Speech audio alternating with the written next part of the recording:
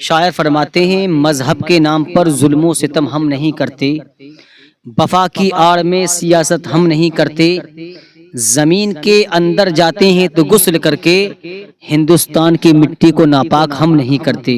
پیارے دوستو، یہ ہندوستان ہم سب کا ہندوستان ہے، یہ تو ہمارے باپ دادا پردادا سے چلتا آ رہا ہے کہ ہمارے باپ بھی ہندوستانی تھے، ہمارے دادا بھی ہندوستانی تھے، ہمارے چاچا بھی ہندوستانی تھے، ہمارے تاؤ بھی ہندوستانی تھے، تو ہم الحمدللہ ہم بھی ہندوستانی ہیں۔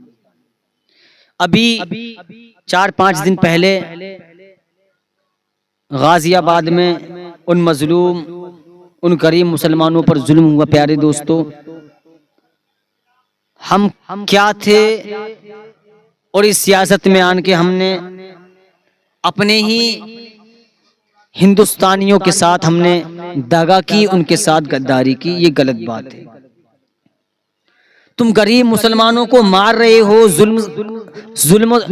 تم غریب مسلمانوں کو غازی آباد کے اندر مار رہے ہو، توڑ نہیں، ان کا گھر بھی نہیں ہے یار، ان کا گھر تک نہیں ہے۔ میں نے دیکھا بزرگ ہیں جو چھپڑ سا ہے، چھوٹا سا، پورا چھپڑ بھی نہیں، ایک جھونپڑی بنی ہوئی ہے، ان پر کچھ دشمن آئے اور وہاں پر لاٹھیوں سے مار شروع کر دیا، کوئی احساس تک نہیں ہے ہمیں۔ کیا ہم ہندوستانی نہیں ہیں سب لوگ؟ کیا غازی آباد کے اندر ہندو مسلمان سب نہیں رہتے؟ سب رہتے ہیں۔ تم ظلم کر رہے ہو، لیکن میں کیا بتاؤں اپنی داستان، نہ جانے کتنوں کا اس میں خون شامل ہے ہندوستان کی مٹی میں۔ میرے بھائی، چاہے کوئی غریب ہے یا امیر ہے، وہ ہندوستانی ہے تو ہندوستانی ہی رہے گا یار، اس کو کیوں ستا رہے ہو؟ غریب مسلمانوں کو تم مار توڑ کر رہے ہو، تمہارے اندر اتنی ہمت نہیں کہ تم مالداروں کو جا کر کے مار سکتے ہو۔ تم نے کتابوں میں پڑھا ہے نا، پہلے آج بھی لکھا ہوا ہے کوئی نہ کوئی سی کتاب میں کہ ہندو مسلم سکھ عیسائی ہم سب مل کر ہیں بھائی بھائی۔ کہاں چلا گیا تمہارا بھائی چارہ؟ اللہ تبارک و تعالی قرآن مجید میں ارشاد فرما رہا ہے ان بطش ربک لشدید، تمہارے رب کی پکڑ بہت سخت ہے۔ اللہ تعالیٰ نے فرعون کو ایسا پکڑا اس کا کوئی نام لینے تیار نہیں ہے، شداد کو ایسا پکڑا آج اس کا کوئی نام لینے تیار نہیں ہے، حامان کو ایسا پکڑا اس کا کوئی نام لینے تیار نہیں ہے، یزید کو ایسا پکڑا آج اس کا کوئی نام لینے تیار نہیں ہے، ابو جہل کو ایسا پکڑا اس کا کوئی نام لینے تیار نہیں ہے، ابو لہب کو ایسا پکڑا اس کا کوئی نام لینے تیار نہیں ہے۔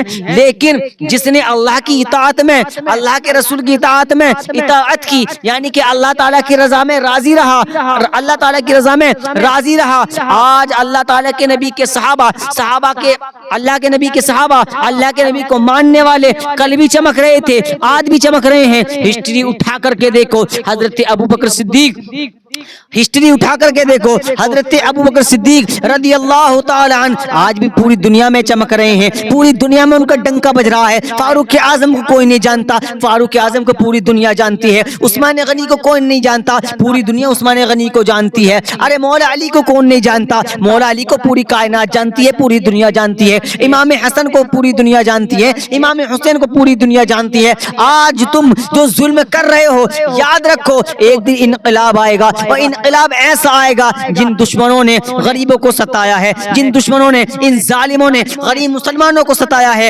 آج بھی ان کا کوئی نام لینے تیار نہیں ہے۔ ایک دن وہ آئے گا، تم مسلمانوں کو ستاؤ، تم چاہے جتنا بھی مسلمانوں کو ستا لو، ایک دن وہ آئے گا نہ تو تمہارا کوئی نام لینے تیار ہوگا، تم نست و نابود ہو جاؤ گے۔ اور یہ معاشرہ، ہمارا معاشرہ کل بھی چمک رہا تھا، آج بھی چمک رہا ہے، لیکن جب ویڈیوز اس طرح کی سامنے آتی ہیں دل اندر سے روتا ہے۔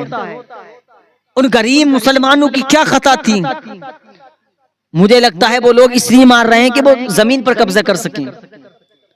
سیاست کے اندھیرے میں اندھے ہونے والوں کان کھول کر سنو، سیاست میں تم اندھے ہو چکے ہو، بہرے ہو چکے ہو، تمہیں کسی غریب کی آہ کی آواز نہیں آتی، کسی کے بچے یتیم ہو رہے ہیں، کسی کا شوہر کا انتقال ہو رہا ہے، لیکن آج تم ظلم کر رہے ہو، کرو کتنا ظلم کرو گے، ایک دن انقلاب آئے گا، ایک دن ایسا آئے گا کہ تم ہی کہو گے کہ ہم بھائی چارے سے رہیں۔ ہندوستان سب کا ہے، اس میں سبھی کا خون شامل ہے ہندوستان کی مٹی میں۔ خدا را کسی پر ظلم نہ کرو۔ آپ مسلمانوں کے معاشرے سے پوچھو گے تو کوئی یہ نہیں کہہ سکتا کہ ہمارے مذہب میں کسی غریب کو ستانا جائز ہے۔ آپ کسی ہندو بھائی سے پوچھ لو کہ تمہارے مذہب میں غریبوں کو ستانا جائز ہے، اچھا ہے، تو وہ منع کرتا ہوا نظر آئے گا۔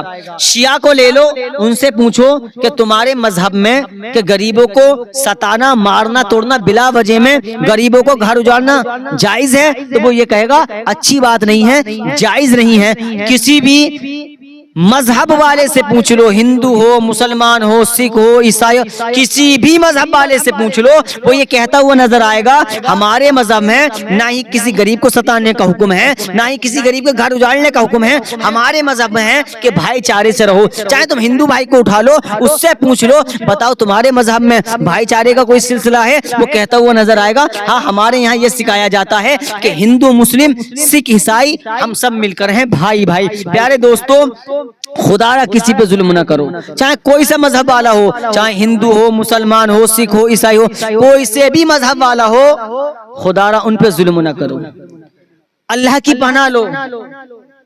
ہم یہ نہیں کہتے کسی سے بھی کہ تو کلمہ پڑھ لے، تو نمازیں پڑھ لے، لیکن کتنی ویڈیوز ایسی آتی ہیں، ہمارے کچھ ہندو بھائی کہیں گھیر لیتے ہیں ہمارے مسلمان بھائی کو، اسے زبردستی کے نعرے لگواتے ہیں اپنے مذہب کے۔ یہ بات غلط ہے، یہ مذہب نہیں سکھاتا، نہ تمہارا سکھاتا نہ ہمارا سکھاتا۔ آخری بات کہ اگر بات ختم کر رہا ہوں، خدا نے کسی غریب کو نہ ستاؤ، اس کے دل سے آہ نکل گئی اور اس نے بد دعا کر دی تو تمہارا ٹھکانہ نہ دنیا میں رہے گا نہ آخرت میں رہے گا۔ دنیا میں بھی خوار ہو کے مرو گے اور آخرت میں تمہیں ایندھن بننا پڑ جائے گا آگ کا۔ مذہب کے نام پر ظلم و ستم ہم نہیں کرتے، وفا کی آڑ میں سیاست ہم نہیں کرتے۔ زمین کے اندر جاتے ہیں الحمدللہ تو غسل کر کے جاتے ہیں، زمین کے اندر جاتے ہیں الحمدللہ غسل کر کے جاتے ہیں۔ ہندوستان کی مٹی کو ناپاک ہم نہیں کرتے، تمام ہندوستان کی مٹی میں ہم سب کا خون شامل ہے، اور اسی لیے میں یہ کہوں گا کہ میرا بھارت مہان تھا، مہان ہے، مہان ہی رہے گا۔ اللہ تعالیٰ سے دعا ہے کہ اللہ تعالیٰ ہمارے ہندوستان پر اپنا خاص فضل و کرم فرمائے، ہم سب ہندوستانیوں کو آپس میں اتفاق، اتحاد، محبتیں اور مودت عطا فرمائے۔ اللہ تعالیٰ آپس میں محبت عطا فرمائے۔ وما علینا الا البلاغ۔ السلام علیکم ورحمۃ اللہ وبرکاتہ۔